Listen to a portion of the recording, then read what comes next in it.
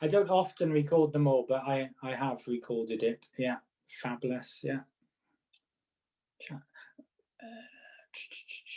How does everyone think about how clinical placements for OT students should be organised? And does the university require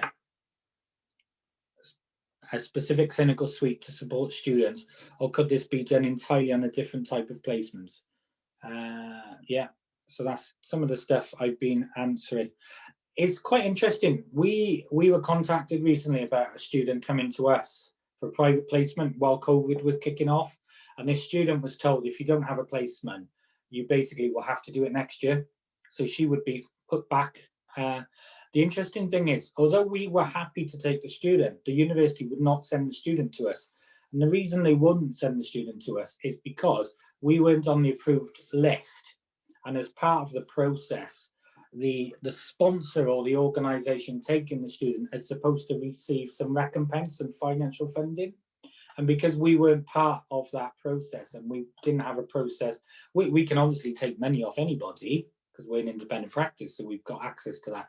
But because we couldn't take the money off them to allow the student to come, the student wasn't able to come and work with us. So quite often people were happy in independent practice to help students come to work with them, but they can't come because I'm just going to call it bureaucracy. In my eyes, as somebody who offered a service that would have helped that student.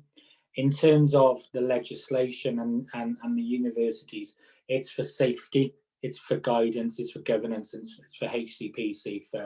You've got to do a minimum of 1,100 hours of clinical practice, or just shy of that, to be able to be a state registered occupational therapist. So my presumption is that how would you quantify the hours if some of it was arm's length and some of it was in an organisation that you weren't be able to monitor or to be involved in actively as a lecturer?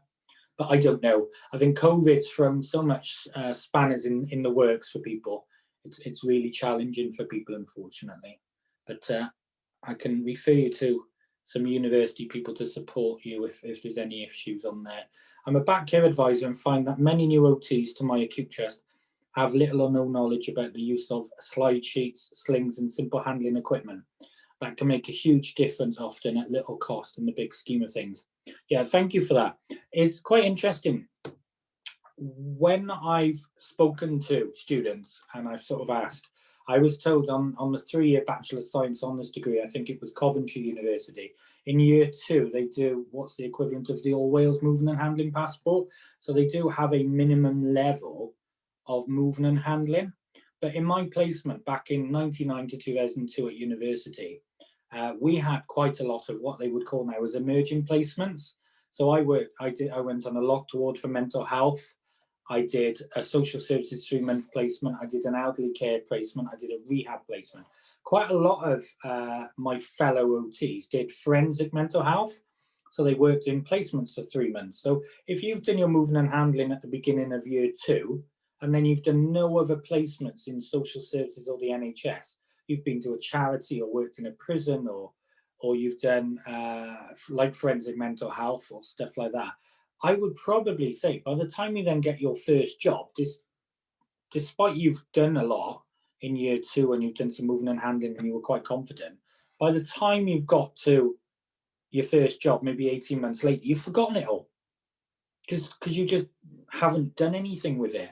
And I find that, I think you can be an expert in something, and then if you then go into private practice and you're not then using it, or even if you change, I find this with people on rotation, that I don't know if anybody else has comments about rotation, but if you do an orthopedic rotation, you become a bit of an expert in your orthopedics. But then if your rotation takes you into social services, it's quite scary because it's so different. And sometimes a rotation can take you into the prison service or into something else.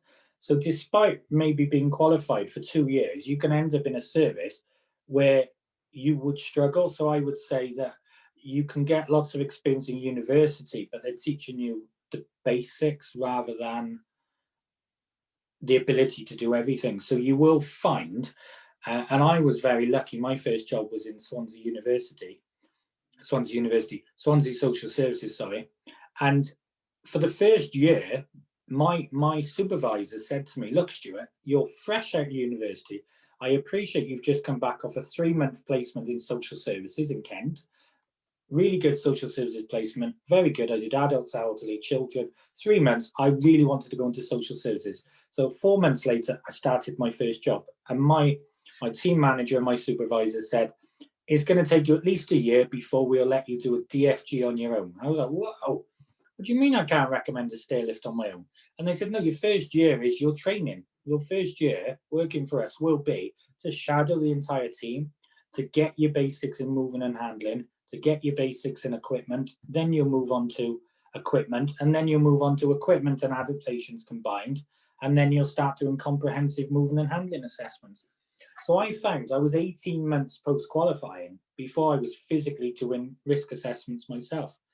And I think genuinely that was fantastic, and it gave me a really good grounding. But I'm also aware, and it worries me, I'm not saying it's wrong because everyone has a different background, but it worries me that people can come out of university, take a job in a charity without necessarily having a lot of support, and start doing lots of comprehensive, complex stuff without necessarily having the support mechanism to fall back on.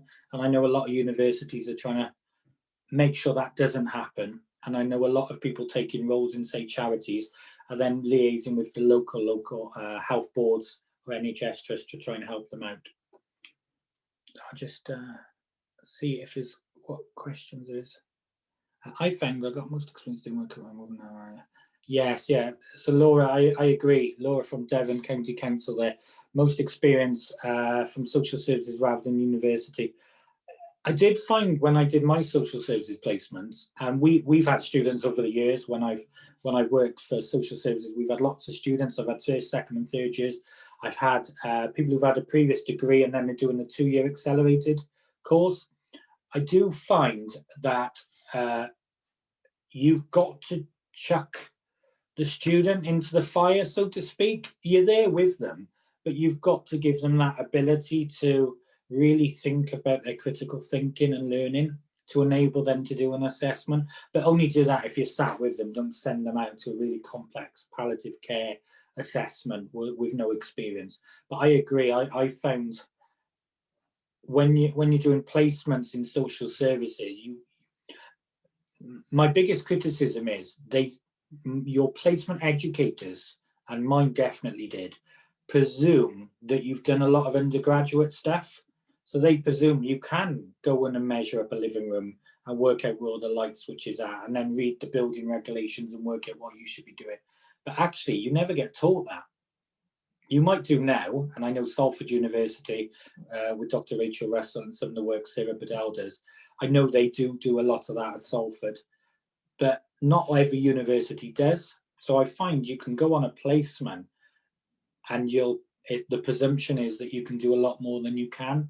And I think it's just having that, we called it a learning contract. I don't know if it's changed recently, but the learning contract was by this date, you would be able to do the following, which is quite helpful. Has anyone got any other questions or anything they want to ask me? Oh, this sounds interesting. So Wales will be going into a new direction in terms of OT education at undergraduate level. So they'll be looking at equality, diversity, compassionate leadership, genomics, AI, oh gosh, AI, data analytics, robotics. Any ideas as how this themes in the full curriculum? What settings are you promoting OT? Did an option, right, okay. So Chantal, I'll come back to that. Maybe I could send you an email about that. What settings are you promoting OT? I think, if I'm reading the question right, what settings are you promoting OT? I think, generally speaking, the first placements or the first things you tend to do is your NHS rotations. All the universities try and get you in the NHS, so you get to see all the key, like orthopedics and pediatrics and elderly and rehabilitation and things. Then you try and get some social services experience. In social services, they often want somebody who drives because they want you to visit people. And they often want you to have some clinical experience and background, because if you don't have some clinical skills and background, you're going to struggle to go out to somebody's home environment and take on board neuro problems as well as orthopedic problems as well as environmental problems. So in terms of what are they promoting, I think if I'm getting the question right, is I think the universities are giving you an overview of occupational therapy. They're giving you an overview of the frames of reference and the models, and they're giving you the ability to go out as an occupational therapist. The placements are challenging you to look at which models, which frames of references, which learning styles you need to adopt to be able to be a good occupational therapist. But when you start your first job, that's when you learn, really. You start putting it into practice, I think, properly, because unless you're doing a final year placement towards the very end of your degree, so my one was the November to the January in social services, and then I qualified in the June, first job in the August. So that 3-month final placement I found was superb, because it gives you the ability to put a lot of stuff in practice, ready to then take a job. And I've got to admit, when I was looking at what first job I want, I wasn't looking at rotations, because I just spent 3 months in a social services placement. And I generally think if I'd spent 3 months in a prison placement, then I'd probably be trying to find a prison job, because it would be what I was taught. And I would want to be quite confident in terms of my first role. So I had some friends who did forensic mental health. Some of them worked in some of the most notorious places that we're all aware of in the UK. And when they first started, they were a bit apprehensive, but I'm also fully aware that some of them still work in them environments 20 years later, because they loved it. They could see what occupational therapy could do. So it's completely different to what I do, but we're all occupational therapists with the common purpose, using occupation to enable somebody to do something and to be healthy and have a good balance of life. So anything else? No other questions as such. So I need some interaction, people, now. So is there anything anybody wants to learn? Or is there any key questions? Or I can take some nods if you want. Do you want me to talk to you a little bit about my practice and sort of what I do in general, day to day, if that helps? I'll give you just a brief bit of information then. So I work Monday to Friday, but we do take on referrals evening, weekends if required. So predominantly, is anyone doing virtual assessments? We are, I think, Ollie, John, I think John's in here. John's my clinical director. He may have vanished. Just see if I can find him. He was in here. He might have vanished, but I will just see if I can find John. Yeah, there he is. John, are you there? Can you come on if you are there? He might have just be in the background.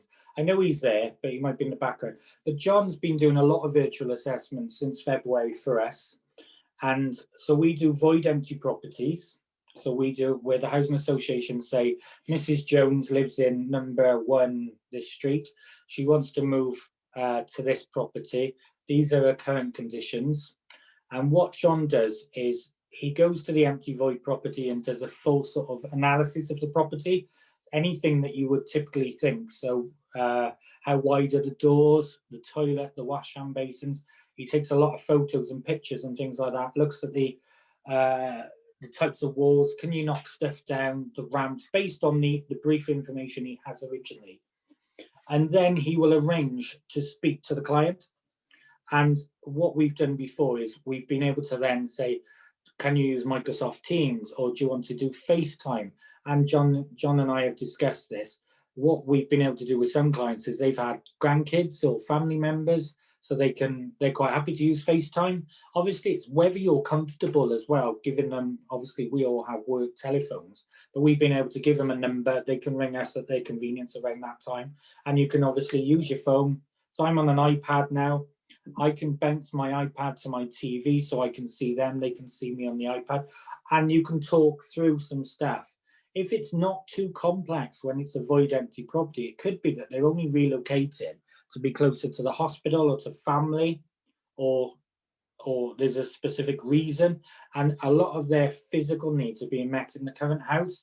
So if they can show you the staircase, and they can measure the mop stick rail and show you on video, that's enough for us based on the assessment to be able to then recommend that and then have that put into the void empty property for them to be relocated. If they're a wheelchair user and you've got some medical history as well, we've been able to do telephone assessments as well. I tend to find that just having a chat on the phone like this, going, hi, you can't see anybody, you can't see anything, completely pointless. And it has to be so that you can see people. So I've got a disabled daughter, and we've been having the NHS, they send me a text message, and then I click on it and it pulls up the NHS system, and you can see us on a little screen. Some of them will send the link to my email, and then I can put it on the iPad I'm using now, and then they can see us in our home environment and we can talk through stuff.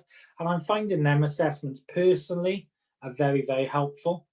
And I'm finding our clients we're liaising with are finding it very helpful as well. So we've been doing sort of telephone assessments since March.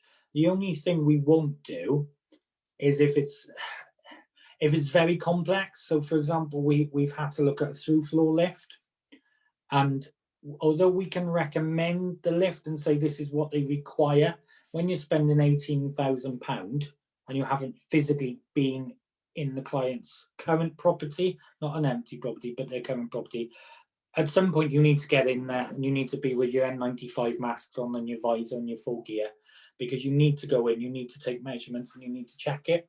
So what a lot of companies are doing, and Simon Thomas mentioned this on Gebrit yesterday, is if you've done all the telephone assessments and you think that's the outcome, you can actually say to the client, if you leave the door open, you can go out, you know, I'm not saying go shopping to Tesco's or something, but they can go in the kitchen and you can just go in the room that they need that lift, go in the bedroom or wherever the lift is going, and you can do your assessment without the client physically being in the same room as you, if they feel that's appropriate.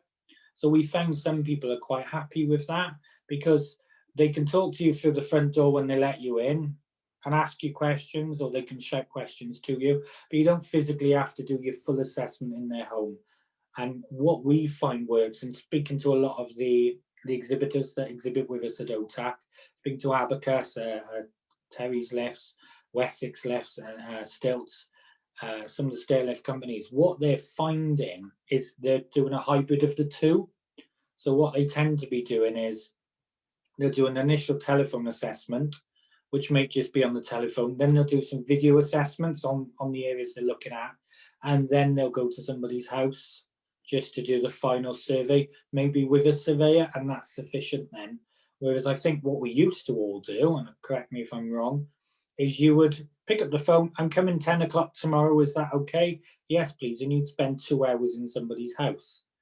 But obviously, spending all that time in somebody's house isn't overly safe at the moment, because our clients are often vulnerable. So from our perspective, it's working really well.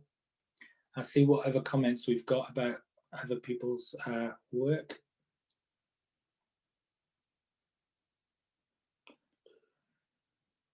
Yeah, I agree. When not visiting a home, you can't smell, feel, see everything in someone's home, and you definitely don't get a full picture over the phone. Shelley, spot on. Interestingly enough, you know, the home could look half decent, but you walk in a home and it stinks, and you say, oh, just wondering, have you got any continence problems? And then they talk you through the fact that they have got issues and they keep missing the toilet, but they wouldn't have necessarily told you that on the telephone. So I do feel that there are things definitely you can miss doing an assessment over the telephone, 100%. How you get around that, please feel free to share it, because I don't think, you know, you can't sit there with your assessment form and ask 100 questions. That's not how we work as occupational therapists, but you can cover everything. So for example, what's your typical day like?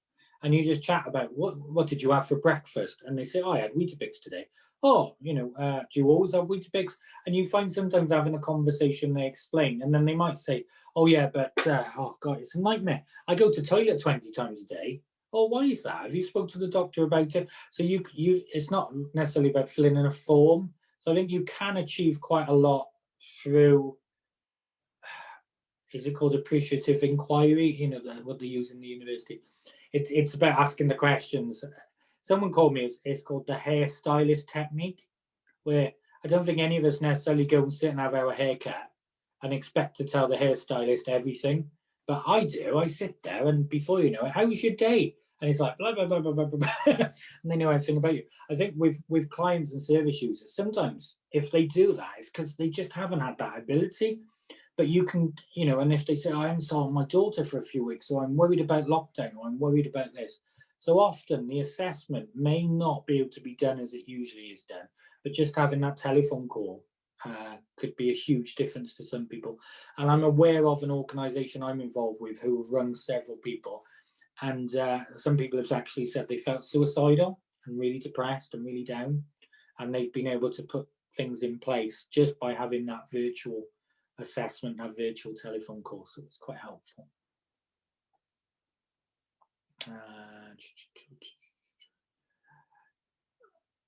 Do a course on independent OT. I haven't been on it, so don't know. Yeah, some of the independent practice courses, I think it mentions about the independent practice courses. Try and just have a look on what independent practice you want to go on.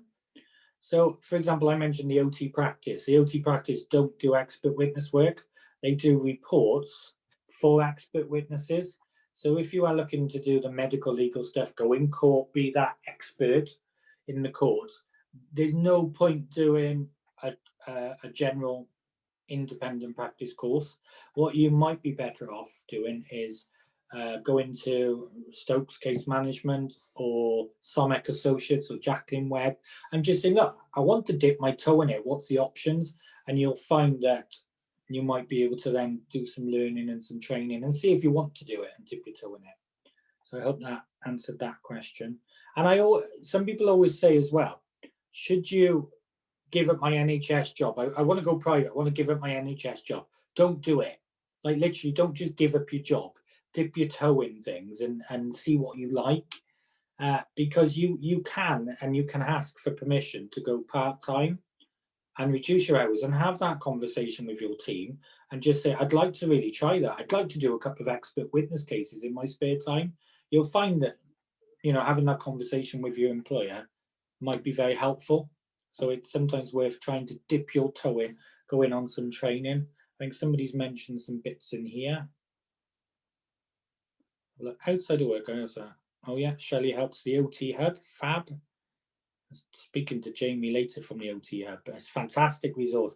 If you're not a member of the OT Hub, please join the OT Hub. I think the link's in the box because it's really useful and people put a lot of information in the forums and in the groups. It's very, very helpful.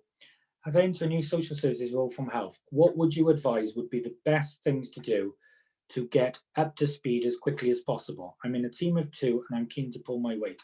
Fab. So if you're doing your first job in social services, I think the key is don't put too much pressure on your shoulders. If you go onto the Promoting Independence Facebook groups, and if you go on to foundations, foundations are the governing body for home improvement agencies in England. So if you find foundations page on, and it's called DFG Champions Foundations on Facebook, it's fantastic for anybody involved in social services, because what it will do is it will put you, if you spend a couple of hours just going through it, you'll see Paul put some of the ombudsman cases up, and Paul will, there's lots, even this morning, there's lots of questions about, oh, I've got a client asking this or a client asking that. So he's got housing officers in there, technical officers, and very experienced occupational therapists.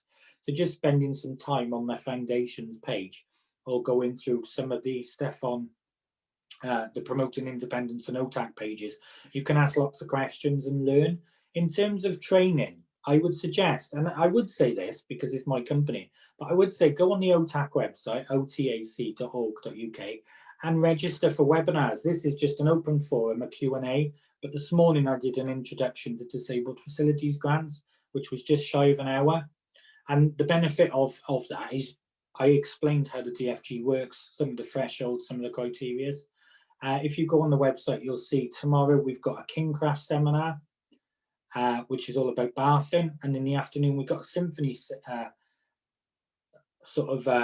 it's a webinar and a training session. We've got a camera crew actually in Symphony's head office up north, and Adam, who's a wheelchair user and designs kitchens for Symphony, will actually be there in front of a kitchen showcasing all about kitchens and what to look out for when assessing for a kitchen. So if you're new to social services and you come from health, please come to some of these webinars. Yesterday's session with Simon Thomas from Geberit was really, really helpful, because Simon just gives you a brief overview, not all about the Geberit, but self-cleansing toilets in general and equipment that goes with self-cleansing toilets. So things like shower benches, tilting space shower chairs. And some of these companies like Abacus are running some sessions. And there's an event a week on Sunday called DAD, Disability Awareness Day, run by a big charity. It's on a Sunday, but it's a virtual training and it's virtual stands. So if you have a look at DAD, Virtual Disability Day, a week on Sunday, it's a free event to attend. It's got thousands of people attending it when it was an actual live event. But you can actually go to people's stands, click on it and have a conversation with the reps. So some of them are showcasing videos and things. And I think if you're very new to social services, go on YouTube and type through floor lift. Stilts have got a fantastic video and I use it for my clients. So pre-COVID, I'd go out and somebody'd say, what's this stilts lift look like?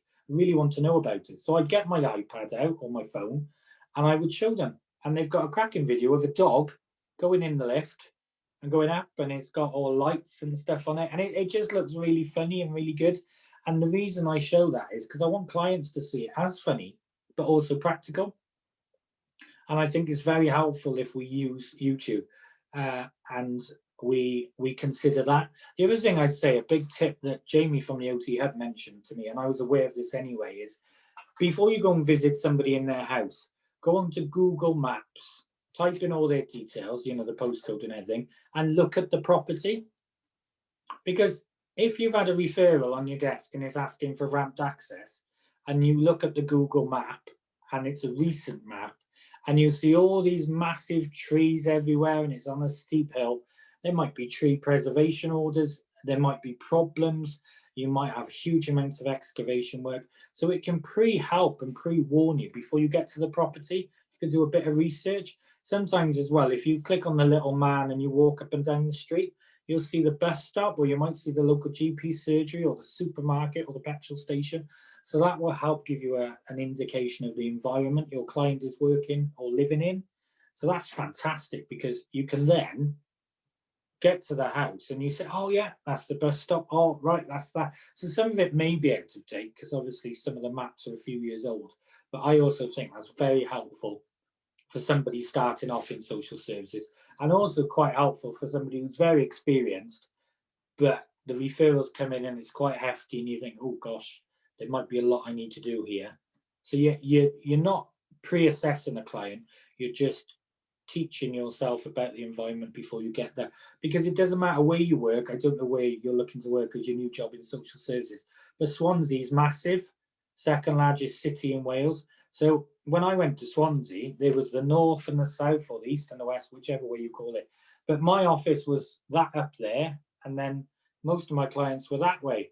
So I knew all about that environment because that's where I went to the office every day. But when I had to go and assess somebody in the Gower, and you're driving down these lanes and there's the sheep and there's all this, and you have a chat to the client and they tell you it's in a conservation area and there's not much you can do, and the house is built on rafters so that the water doesn't get to it and things. It's really helpful to have that knowledge before you get to your client. So a couple of tips there if that's helpful. Don't know if it is, but it was for me anyway. See what else there is.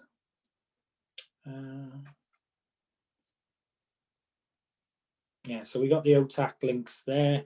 I attended the DFG webinar and signed up to the kitchen one tomorrow. They're helpful. Thank you, Lindsay. Yeah, kitchen one should be fantastic because it's in Symphony's actual head office and they've got lots of kitchens on display, and the camera crew will be zooming in on things. So you should be able to have a look at everything. And there's the Disability Awareness Day information there as well. It's always good to just try lots of different sources if you're trying to look at independent practice, or you're just trying to improve your current practice, because I think there's a lot of resources out there and it's not often Well, for example, I don't know, there's a few of you could see me. Has anyone subscribed to this magazine? So this magazine is actually a trade magazine, and I do write in it. I do an OT perspective in it. It's a free magazine for the trade, but the reason I get the subscription for this, and I also get their sister magazine, is AT Today. The reason I get the subscription for this is because it tells you about new products.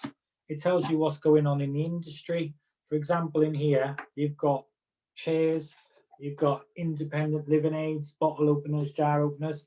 So whereas BJOT, the British Journal of Occupational Therapy, if you're a BAOT member or RCOT member, you can log in online and get BJOT, so you can look at all the research. And then if you're a member, you get OT News. So OT News is very OT-esque, and it's all about occupational therapy, and it mentions courses. This helps you learn all about the trade and what's going on. So if you're in social services or you're starting off in private practice, well, you want to know what's happening with the people you're going to work for. Because if you're going to start consulting for a company and giving them occupational therapy expertise, well, you need to know what their pain is, what their problems are, if that makes sense. If you look at the AT Today one, it's assistive technology. So I know Chantal mentioned earlier about AI and things like that. One of the things I think we're lacking at the moment is the ability to go into somebody's house as clinicians and know how we can automate it quite cheaply. So if you can go into a property, like I've got an Alexa, I think my iPhone's Siri. I can ask it to do some very basic things, but I can't tell it to turn my light off. Yeah, I know my son who's at university can, because he can do that to his property just by changing the light bulb and a few other basic things. So I think there's some things that if we want to be ahead of the curve. So if somebody said to you tomorrow, or somebody said to me, Stuart, I want to be private practitioner. I love technology. I'm a fantastic OT. I love what I do, but I love technology. I love computers. What shall I do? I would say learn all about home automation. Not really advanced stuff, just enough about how you turn lights on and off, how you open the front door, how you get your fire to come on automatically, voice recognition software.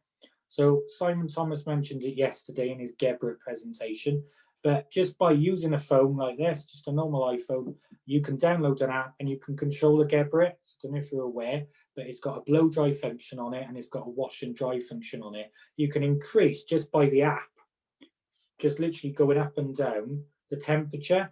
You can increase going up and down the blow dryer function to light to very fast, and you can increase the water and the dry function. So you can have it to dry for 5 minutes on a fast blow if you want, or it can be a slow blow if you've got a really tender bottom and you need that to work for you. So just knowing that the app exists and how to download it can enable you to allow somebody to control their toilet via their phone. But what if that person's phone could then control the light switches, or it could run them a bath or open the front door? Because when this is in my car, I don't have to answer the phone. I don't have to read a WhatsApp message. I don't have to do anything. It pops up and then I just say, read message. And quite funnily enough, my old car wouldn't do it. This car understands my Welsh accent. So it says, do you want to reply? So I can. And it's just superb. It can reply pretty much exactly what I want it to say. No spelling mistakes, it just does it. So I would say if you can learn more about technology, whatever role you're currently in, and how that can help your service users, you're going to be a step ahead of the crowd if you are going into independent practice. And you will find, and I know Anava Barrich is a housing expert, there's a lot of medical legal reports. Look her up on LinkedIn. She's fantastic. She's a fantastic speaker, and she's done a lot of case studies. And she relocated a gentleman with a head injury back to Budapest a couple of years back. And it's just superb what she did in terms of environmental adaptations and relocating somebody back from the UK back to their motherland in Budapest with their family. And she had the house built and adapted to meet this individual's needs. But if you know about the technology and things, what's interesting is if you write that in your report, there is funding in the courts to pay for these things. So you can actually apply for funding as part of the settlement for a court case. So you might not be the expert witness on the stand, but I don't know if you're aware of it, and it's happened to me several times, is somebody could request your occupational therapy assessment, and that will be used by the solicitor in the courts as part of the ammunition for a care package or support, which is quite interesting. Just see if there's any other questions. Gosh, everybody's helping each other out. Yeah, I'd just go home now, leave you to help each other out. You're all superb, answering each other's questions. We've got a newcomer. Hello, thank you for joining us.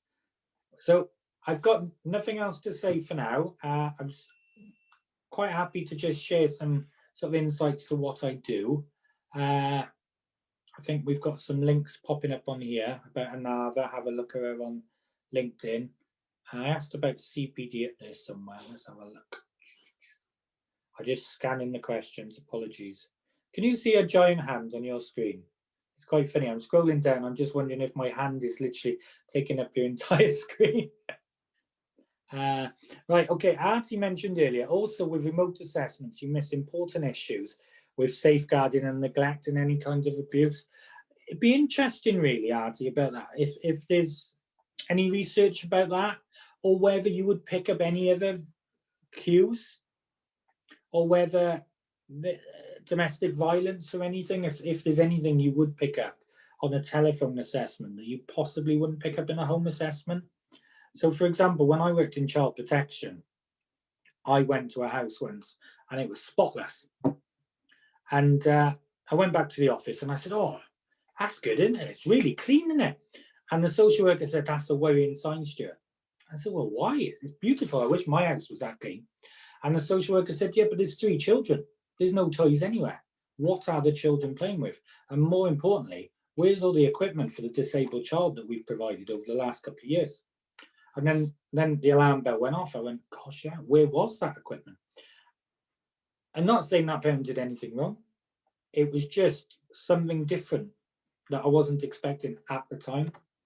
So I think it's right. If you're just on the telephone and you can't see anything, you can't interpret anything. But I do also think video assessments and things, you can gauge quite a bit as well in certain environments, check out abuse. But no, you're right. You won't necessarily see bruises on somebody. You won't necessarily see the pain or any problems they're going through.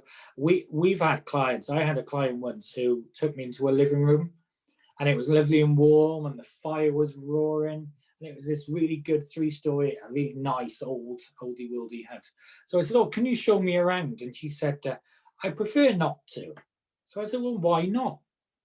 Oh, I'm a bit embarrassed. I said, well, look,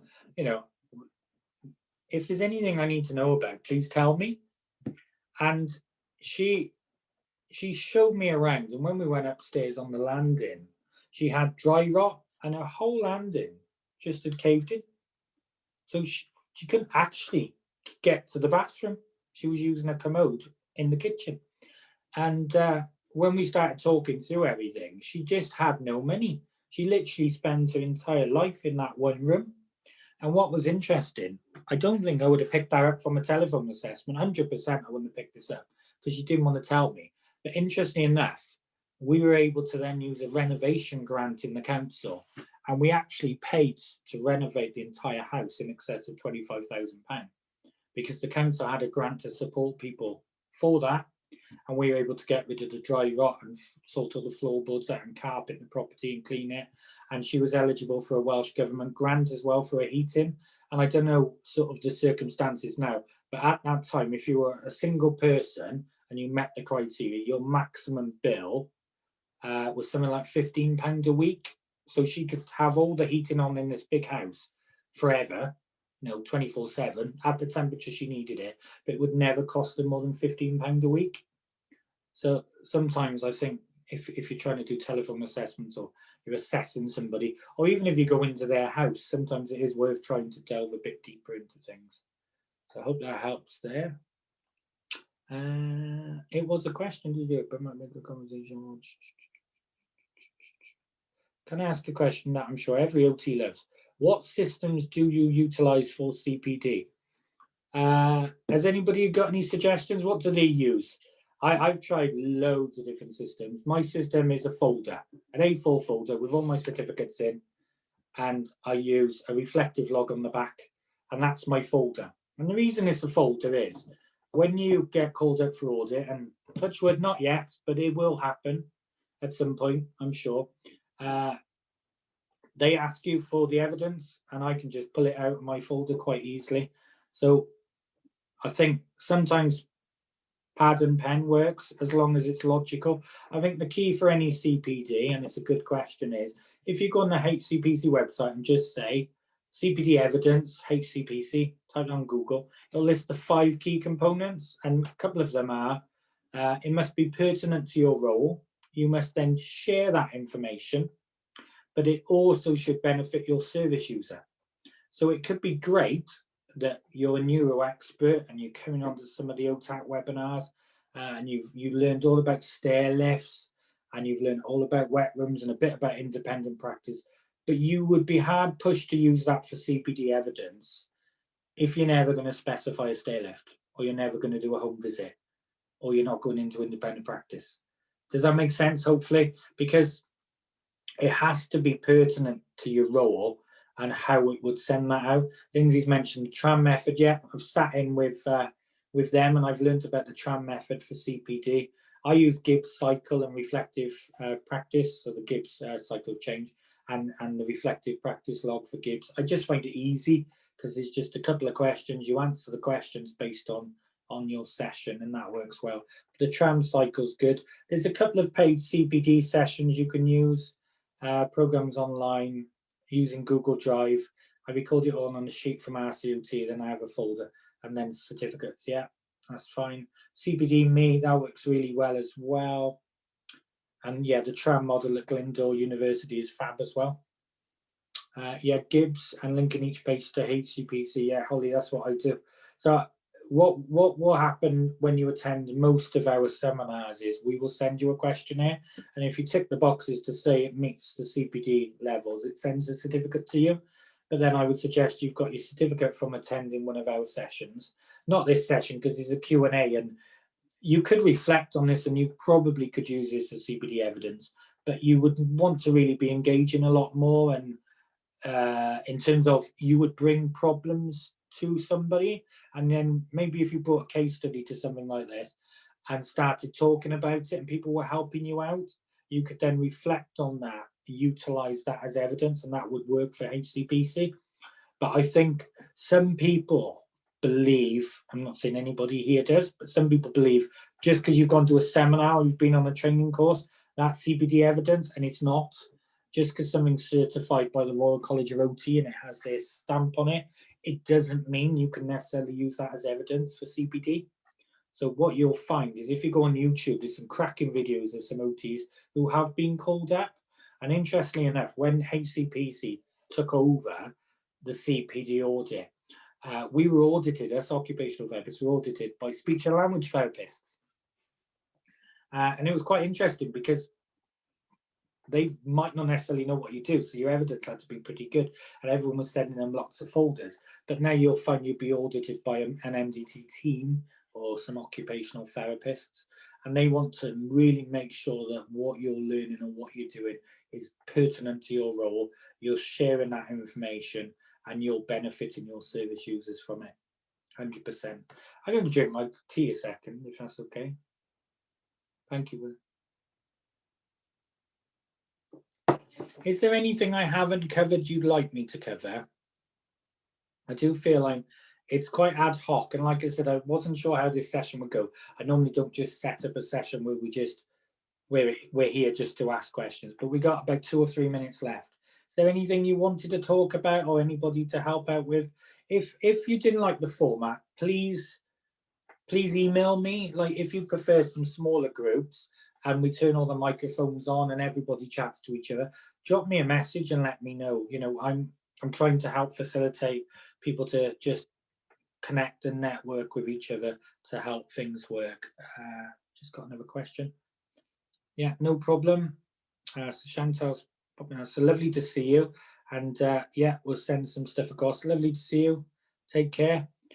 So marketing and advertising as an independent OT.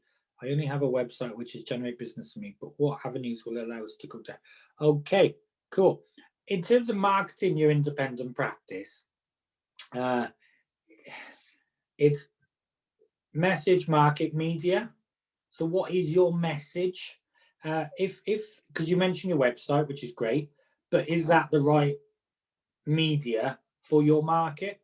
So if you're looking at your market first, so if your market is, I want to target mums and dads who have disabled children with cerebral palsy, what you then need to do is work out where then people go. So are these parents on groups on Facebook? Are these people in local groups? What, or do you want to define it that they're based in just outside Cardiff? So if you're looking to target that group in Cardiff, a generic website that doesn't drive anybody to it isn't going to work. But if you join groups and you provide content and you support people in that area, that could work. So your market is your client, your avatar. So create the person. So for OTAC, the Occupational Therapy Adaptations Conference, our target delegates are people like yourself, people who want to learn. Our target avatar, the people who pay for the stands, are marketeers, or the marketing people who hold the budget, who can book a stand, who then have staff who will man the stand. Because I can't run an OTAC if people don't run the stand, if that makes sense. So there's no point marketing to a company that's just started off, who don't have products that would benefit you guys as occupational therapists. So when we market to people to book stuff, we advertise in magazines, trade mags like this mag, because the market is, we want people to come to OTAC to show occupational therapists products. But in order for us to run that event for free and give you lunch and refreshments and drinks, somebody needs to pay for it. Because although we're a clinical practice and we get some sponsorship, and we're very lucky, we've been sponsored by Geberit for the last 18 months. So that's enabled us to put on free lunch and refreshments, because at the start we had to charge £12.50, and by the time you add parking and travel, it started to get a bit expensive for people. But now we can give free lunch and refreshments.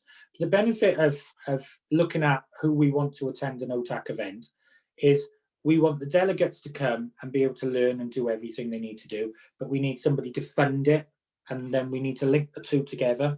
So that's how we run that. In terms of how we advertise private occupational therapy assessment, because we want to help housing associations in Wales, we literally pick up the phone to every housing association in our local area, and we tell them what we do, and we offer an assessment process, but we also tell them that occupational therapists are professionals.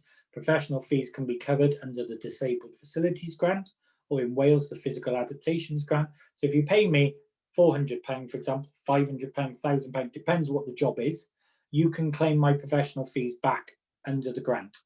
So it actually doesn't cost them anything to pay for an occupational therapist to help their service users, if that makes sense. So thanks for the thumbs up, but that's what you've got to do. You've got to work out who you want to support. Websites are great, but does that website actively tell you what you want to learn? If you want to send me your link to your website and just ask me to review it and tell you my opinion, I will. People send me opinions of my website all the time, and we do change it. So if any of you are going into independent practice, if you've got a business card, or take a picture of it, drop it on an email, send it to me. I'll send it back to you. I'll tell you what I think. And if there's anything I can help you with in terms of independent practice, locums, agencies. I've worked for several locum agencies. I'm quite happy to tell you which ones. Drop me an email. I'll tell you the ones I've used. I'll tell you the ones I've liked. I'll tell you the local authorities I've worked in. If it helps you take that leap or do what you would like to do, drop me an email and I can help you out. Gosh, I've run out of time. I feel like I've talked lots today. I'm just checking I haven't done anything else. I'm one of the clinicians present the Foundations talk next week. Fantastic, Shelley. That's brilliant. So Shelley's saying that she's doing a talk about integrated OTs in housing.